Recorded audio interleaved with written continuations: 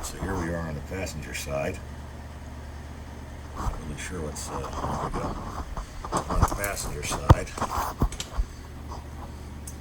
And you can see we have their slot that we're going to use for the one bolt. We're going to have to drill the hole for the second one. And then in the back there, you can see I've already got the special bolt installed in the bottom of the frame because the hole is already there. So I have that. I'm going to put the other special bolt in that hole there. And I'm going to hang the bracket, and we're going to scribe the hole, drill the hole, just like the other side. Now I want to show you here. We won't be able to get this view again. But if you look at the bracket that I just hung, you can see how close it is to the steering box. Or should I say the pitman arm, where it's attached to the bottom of the steering box. That distance doesn't change because the bracket is bolted to the vehicle frame, and so is the steering box. So the suspension can do whatever it wants. The pitman arm doesn't go up and down, nor does the steering box, nor does the mount. So they cannot hit each other. Close, tight fit, yes, but not a problem. Okay. All right, let's try scribing the hole with me holding the camera.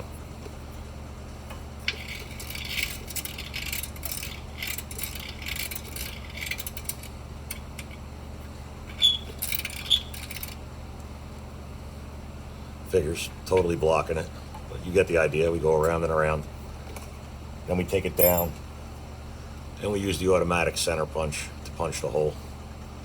This was like a $5 one at a tool sale in a hotel lobby. Yeah, I love stuff like this. I've had it for 11 years. Works just as good as a $50 one, I'll tell you that. 11 years later. In fact, I got 2 of them.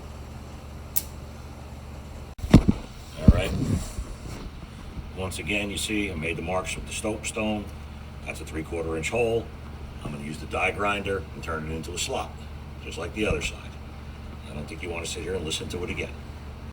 All right, just a couple of things real quick. I did mention this is a Chicago pneumatic die grinder.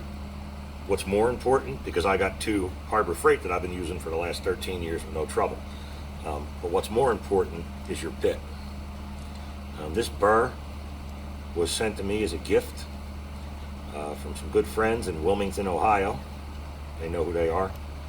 It just so happens the same week that I got these from Wilmington, I got another set of Blue Point sent to me from a friend in Erie, Pennsylvania. So I haven't had to buy any in the last 13 years. I lost one inside a TJ frame. Imagine that. Okay, so special bolt. I mentioned how Meyer oversizes holes. You can see the play, so it makes aligning everything easier. This hole I think is even bigger. It's more of a slot, as you can see. Try turning that up. It's a very awkward bracket to try to hold. It really is. But let's see. Yeah, see? Huge. So that allows for error. I also like to clean the floor of metal shavings from drilling and grinding before I crawl around under there to hang the brackets. And here's a magnet, a magnetic pickup tool. You know, like picking up screws or nails and filling a bucket or whatever. Yeah, these are all the opportunities I could have had for a splinter if I didn't clean them up. All right, you can see there's a gap here in between the bracket and the bottom of the Jeep frame. And that's in the back, obviously. When we go to tighten these bolts, we're going to put a jack under the universal clevis, lift up on it, so that we are sure that the brackets are up as high as they'll go. And then we tighten the back bolts first and then the front ones.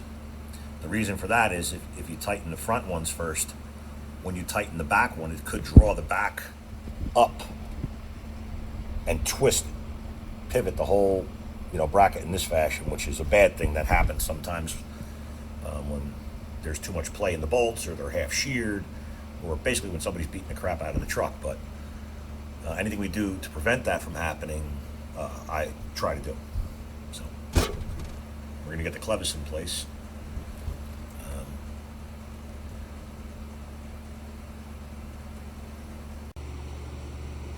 Well,